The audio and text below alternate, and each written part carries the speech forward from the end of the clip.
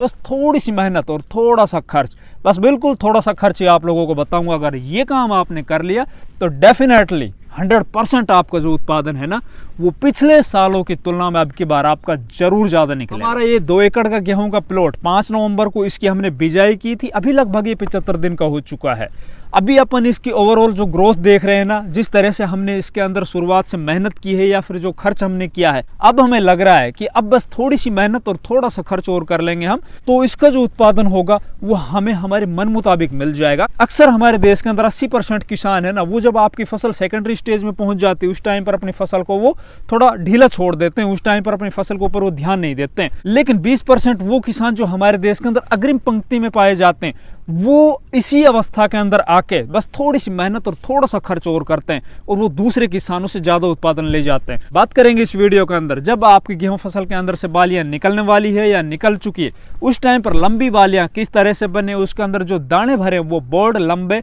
चमकदार और मोटे किस तरह से हों, उसके अंदर हमें इस अवस्था के अंदर आके क्या कुछ करना चाहिए, निकल चुकी है उस टाइम पर हमें कौन से काम करने चाहिए ताकि हमारे एक तो गेहूं की जो बालियां हैं ना वो लंबी निकले और लंबी बालियों के अंदर ऊपर तक दानों की भराई हो, दाने ऐसे हों कि वो चमकीले हों, मोटे हों, लंबे हों, बोल्ड हों, ताकि आगे जाकर वो बाजार के अंदर जब अपन लेके जाएं तो वो बिकने के अंदर भी सबसे ज्यादा उनको रेट मिल पाए। साथ ही बात करेंगे अब गेहूं की फसल के अंदर जैसी बालियां निकल जाएंगी, बालियों को जब वजन हो जाएगा तो कई दफा अपन देखते हैं कि सिंचाई करते हैं उस टाइम पर फसल हमारी आड़ी गिर जाती है, तिरछी गिर जाती है, तो उससे अपनी फसल को हम किस तरह से बचाएं। तो देखिए इस टाइम पर जबकि आपकी फसल के अंदर जो ये बाली है वो गबोट अवस्था में हो, उस टाइम पर हमें क्या कुछ करना चाहिए। देखिए एक तो बहुत इस टाइम पर सर्दी पड़ रही, बहुत ज्यादा पाड़ा जम रहा है और इस पाड़े जमने के कारण अगर गबोट अवस्था के अंदर आपका खेत सूखा हुआ होगा और ऊपर से पाड़ा जम गया तो मैंने देखा है कई बार गबोट अवस्था के अंदर जो बालियां होती हैं ना उन बालियों को भी पाड़ा मार जाता है। तो भैया एक तो आपको इस टाइम पर अपने खेतों के अंदर सिंचाई करके रखनी है, सिंचाई के अंदर भी ये आपको 2 बेनिफिट मिलेंगे, एक तो आपकी फसल है वो पाड़े से बच जाएगी, दूसरा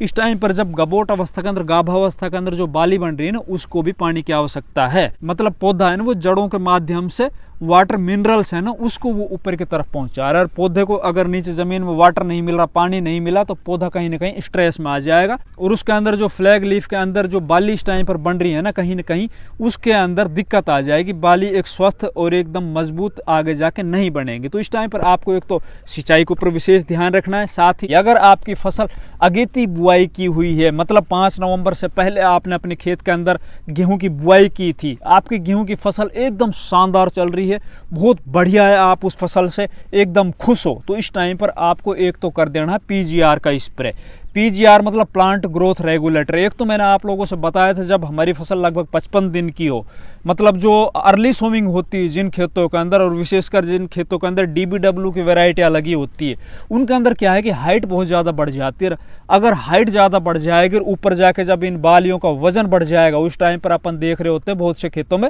जो हमारी फसल है वो आड़ी गिर जाती है। तो जबकि आपकी फसल इस टाइम पर बूटिंग स्टेज में है, मतलब गाभा अवस्था में है, तो इस टाइम पर आपको पीजीआर का स्प्रे कर देना। पीजीआर में आप लियोसिन ले सकते हो, चमत्कार ले सकते हो। उससे क्या होगा, लियोसिन अगर आप स्प्रे कर देते हो, पीजीआर की आप स्प्रे कर देते हो, तो ये जो बाली के नीचे की जो ये स्टिक है ना, जो इसके अंदर जो ये डंडी बनेगी जो आप देख पा रहे होंगे यहाँ, तो इसका ये नोड है, नोड से और ये बाली है ना आगे बढ़ती चली जाएगी। वो लगभग बाली से और नीचे तक की है ना 1.5 फीट या 1.5 फीट से ज्यादा हो जाती है। आपने उस फसल के अंदर अच्छे से खाद उर्वरक डाल रखे हैं, बढ़िया वैरायटी लगा रखी है, तो एक तो आपका जो पौधा है ना वो हाइट लेके खड़ा हुआ है, ऊपर से इसके अंदर जो बाली है उसकी जो स्टिक है ना वो लंबी हो जाएगी। बाली में जैसे ही वजन बढ़ेगा, जब इसके अंदर दानों की भराई होगी, दानों में वजन आएगा, उस टाइम पर जब आप सिंचाई करोगे या फिर कई दफा अपन देखते हैं कि मौसम के अंदर ऐसे कुछ परिवर्तन हो जाते हैं, आंधी तूफान आ जाते हैं, बारिश वगैरह आ जाती है कि फसल हमारी गिर जाती है, जिससे उत्पादन है लगभग 50% तक हमारा प्रभावित होता है।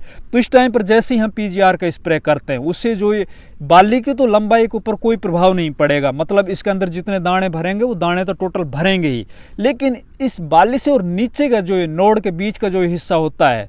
उस स्टिक को, उस डंडी को कहीं ना कहीं वो छोटा कर देगी, आधे कर देगा। ये पौधा है ना वो इस बाली के वजन को बहुत अच्छे से झेल पाएगा। साथ ही इसके अंदर अपन ने जब शुरुआत के अंदर जब हमारी फसल लगभग 50-55 दिन की, तो उस टाइम पर अगर पीजीआर का स्प्रे किया होगा तो उसके अंदर भी एक नोड से और दूसरे नोड की जो दूरी है ना आपस के अंदर उनकी दूरी भी कम हुई होगी। और आपने देखा होगा बहुत सी यूनिवर्सिटी जो पीजीआर को रेकमेंड करती है उसका यही कारण होता है कि पीजीआर स्प्रे करने के बाद इसके अंदर जो हाइट है ना वो कहीं ना कहीं कट जाती है। तो हाइट कटने से पौधा है ना वो कहीं ना कहीं बहुत मजबूत हो जाएगा, उसकी जो ऊर्जा हाइट में लगनी थी वो पूरे पौधे के अंदर लग जाएगी। चलो ये तो बात हुई दोस्तों प्लांट ग्रोथ रेगुलेटर की, कि हमें पीजीआर है वो इस गबोट अवस्था के अंदर क्यों करना चाहिए, कौन सा करना चाहिए, इससे क्या कुछ बेनिफिट हमें मिलेंगे। अब बात करते हैं जब हमारी फसल गबोट अवस्था के अंदर हो उस टाइम पर हमें कौन से खाद अपने खेतों के अंदर देने चाहिए, वो अपन नीचे से दें या फिर फोलियर स्प्रे में। तो देखिए दोस्तों जब आपकी फसल गबोट अवस्था के अंदर हो, जब आपकी फसल बूटिंग स्टेज गाभावस्था में हो, जिस तरह से ये मैं आप लोगों को दिखा रहा हूँ बाली, जो ये बाली थी वो इस फ्लैग लीफ के अंदर थी, मतलब बालियां निकलने से पहले की जो अवस्था होती है उस टाइम पर आपको अपने खेत के अंदर NPK 05234 की स्प्रे जरूर करनी है। देखिए ये जो स्प्रे है ना मैं पिछले काफी वर्षों से करता आ रहा हूँ और इसका जो एक्सपीरियंस है ना मैंने जो देखा है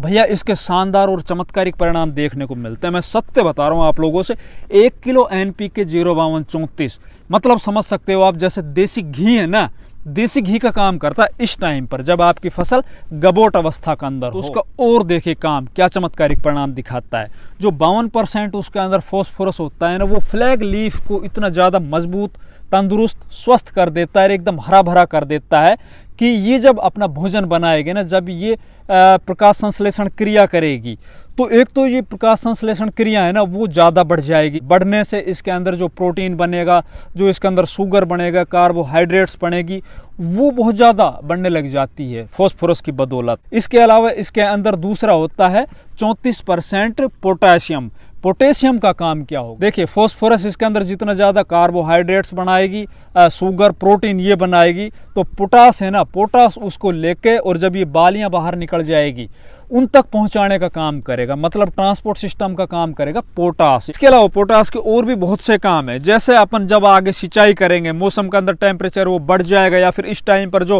टेम्परेचर बिल्कुल -डिग्री पे चल रहा है तो पौधे में कहीं ना कहीं स्ट्रेस आ जाती है, या तो ज़्यादा तापमान की वजह से जब अपन सिंचाई के अंदर थोड़ी देरी कर देते हैं, या फिर इस टाइम पर जिस तरह से अभी ठंड हो रखी है उससे जब पौधा स्ट्रेस में आ जाता है। पौधे के अंदर अगर पोटास की बिल्कुल भी डेफिशिएंसी नहीं, उसके अंदर पोटास की पूरी पूर्ति अपन ने कर रखी है, तो कहीं ना कहीं पौधे को पोटास स्ट्रेस से बचा लेता है। अगर 2-4 दिन अपन देरी से भी उसके अंदर सिंचाई कर दें तो भी हमारी फसल है ना वो कहीं ना कहीं स्ट्रेस से बच जाती है। तो ये तो बात हुई दोस्तों फॉस्फोरस और पोटास की कितनी ज्यादा अहमियत होती है जब हमारी फसल गाभावस्था के ऊपर होती है। अब अपन जो ये 05234 NPK के स्प्रे करने जा रहे हैं, इसके अंदर अगर अपन 100 ग्राम से 120 ग्राम